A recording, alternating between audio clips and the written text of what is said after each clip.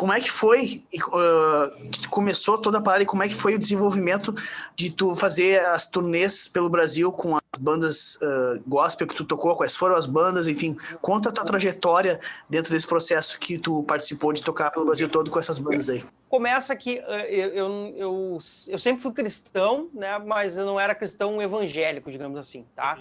Eu era católico, aquela coisa não praticante, né? E aí, cara, minha adolescência foi uma loucura, porque eu tive uma banda muito cedo, cara, com 13 anos de idade eu já montei uma bandinha que a gente tocava Red Hot, a gente gravou um CD autoral, eu tinha 14 anos de idade, então a gente tocou em praticamente todas as praias do Rio Grande do Sul. Cara, os pais levavam, faziam uma muvuca, então eu sempre, desde cedo, fui para palco, toquei no Ocidente, tinha que estar pai e mãe junto lá, porque nós era menor de idade, cara, mas eu sempre fui, sabe, fiquei fissuradão, assim, né? Só que nesse ambiente eu acabei, entrando na onda.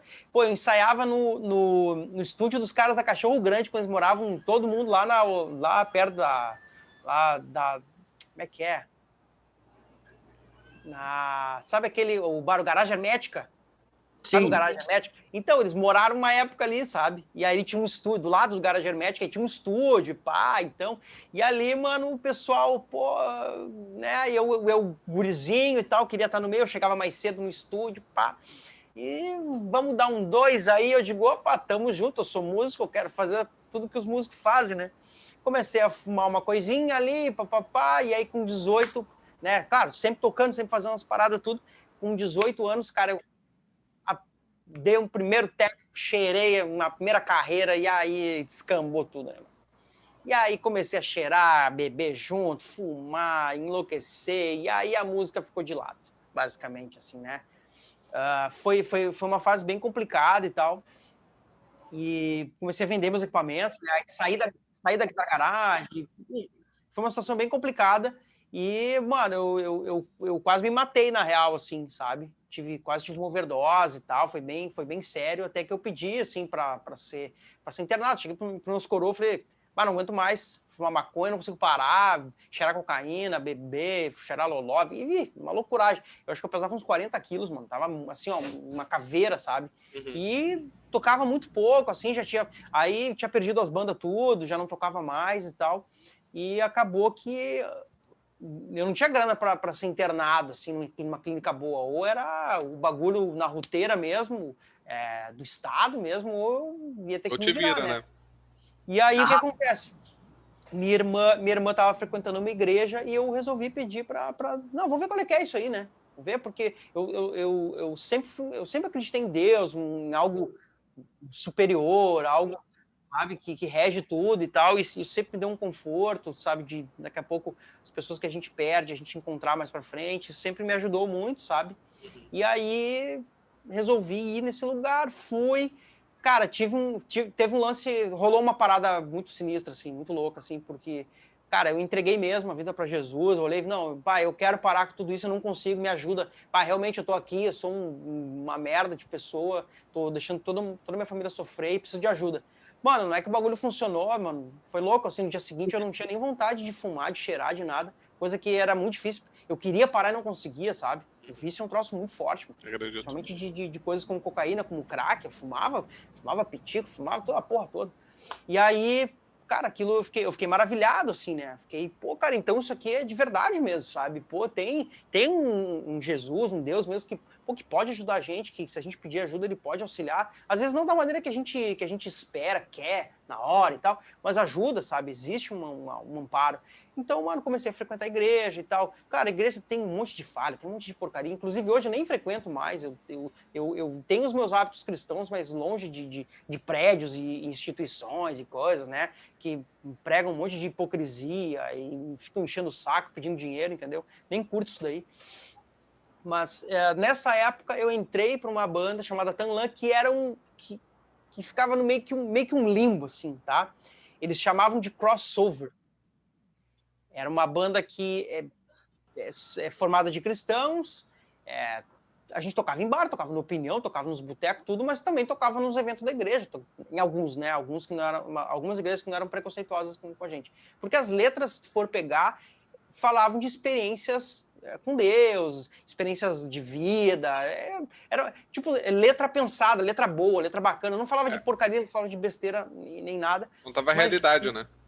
Isso, coisa né, pro cara pensar, pro cara evoluir, digamos assim. Essa era a ideia das letras e tal. Acho muito boa, a banda é boa pra caramba. Eu saí da banda, mas continuo fã da banda e tal, entendeu? E aí, nisso, o guitarrista que tava lá saiu fora porque a banda, os caras já eram mais velhos, o cara com filho e tal, e a banda meio que só tocava por aqui e tal, era uma coisa meio... né? Quando eu entrei na banda, eu era guri, eu tinha 23 anos, eu tava assim naquela ânsia de, sabe, de voltar pros palcos, de tocar e tal, e o meu primeiro show, se eu não me engano, foi em Camaquã, num evento, assim, e eu, cara, eu pulei que nem um maluco, assim, depois, bota os vídeos ali, no palco eu gosto de tocar o terror, mano, sabe? Eu gosto de enlouquecer e pular e me jogar no chão, fazer o escambau todo, entendeu? E aí, os caras curtem, não, opa, aí nós fomos chamados para tocar na Festa Nacional da Música. Aí, a partir dali, mano, a banda com uma outra postura de palco, porque aí eu fazendo isso, os caras também já, opa, vamos ter uma atitude mais rock and roll. Os caras tocavam meio paradão, assim, é um som porradão, meio Foo Fighters, mas os caras tocavam meio parado, assim. Então a gente começou a fazer um lance diferente. E, mano, e aí o pessoal da Sony Music Gospel gostou do lance e falou, não, vamos contratar esses caras. Então a gente começou a fazer show no Brasil todo, né, São Paulo, Rio, Nordeste, tudo. E aí teve um show no CIE aqui em Porto Alegre, aquele, não sei se vocês conhecem aquele teatro que tem aqui. Mano, a gente lotou o CIE, cara. Lotou, assim, ó, show lindo, mano, lotadaço, assim, sabe? E aí teve uma videochamada com o presidente da Sony Music e tal, aí o cara falando sobre a contratação e tal, foi um momento muito legal, assim, foi muito bacana. Aí logo em seguida rolou o endorser da Gibson, né, pela Royal Music, que é a importadora da Gibson no Brasil. E aí comecei, abri o canal no YouTube e tal, começou, aí eu tenho várias marcas, inclusive a gente deu uma paradinha aqui, eu fui lá embaixo buscar um pedal da DMT, que é uma empresa também que fabrica pedais, o cara me mandou, então meio que a galera começou a curtir os meus vídeos por causa dessas indicações, por conta da minha experiência, né, de tocar no Brasil todo, enfim, né, basicamente é essa a minha jornada, assim, até chegar hoje, né, em montar presets, ter o canal no YouTube e tal, e trabalhando no meu projeto autoral e tal, com outro brother meu que é o Glauber e tal, que a gente não sabe ainda para quando vai lançar, porque com a pandemia ficou tudo meio, né, essa coisa que a gente sabe aí, né. Sim. Mas uma puta história de vida, na real, né, mano? Tipo, tu teve pelo que eu entendi, tu era muito promissor quando criança e, tipo, a droga te tocou lá embaixo, mas, de qualquer forma, a tua vontade de querer melhorar te tocou lá pra cima. Largou ela, começou a tocar, ficou gigante na música, mesmo depois de tudo isso, cresceu muito no gospel. Porra, uma puta história, na real, né? Tipo, uma superação fodida. Tipo, parabéns, muito tá massa. ligado? Muito massa mesmo.